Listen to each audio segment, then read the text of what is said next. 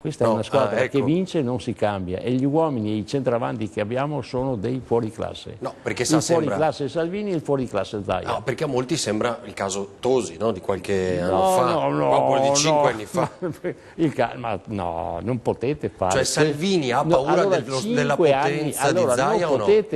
Come? Cioè Salvini ha paura della potenza di Zaia su questo territorio? No. L'unico grande altro leader nazionale potrebbe essere lui. Ma allora Salvini assieme a Zaia, Salvini, Zaia, Fedriga, Fontana, c'è una serie di amministratori regionali straordinari sulla parte più importante ed economica dell'Italia.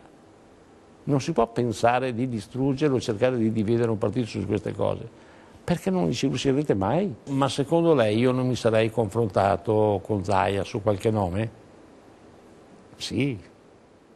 Cioè lei dice che i candidati, sia nel 2018 che all'Europea, c'erano degli zaiani. Non entra mai nelle scelte politiche, proprio perché lui si ritiene un amministrativo. Penso che il prossimo segretario o comunque commissario del Veneto lo decide solo ed esclusivamente Salvini, lo decide ascoltando sicuramente Luca Zaia, e quindi creare il conflitto tra Zaia e Salvini è soltanto pura fantasia. So che Salvini e Zaia si sentono molto spesso e si confrontano molto spesso. Quindi cercare una soluzione di rottura su questo argomento è sicuramente sbagliato, anche perché non c'è motivo di esistere. Lei ha dato le dimissioni, no? Quindi... No, io non ho dato nessuna dimissione. Perché durante la campagna elettorale comunque c'era il commissario, no? Durante la campagna elettorale sono stato sospeso. Esattamente. Quindi adesso chi è? È lei? Sono ancora qua.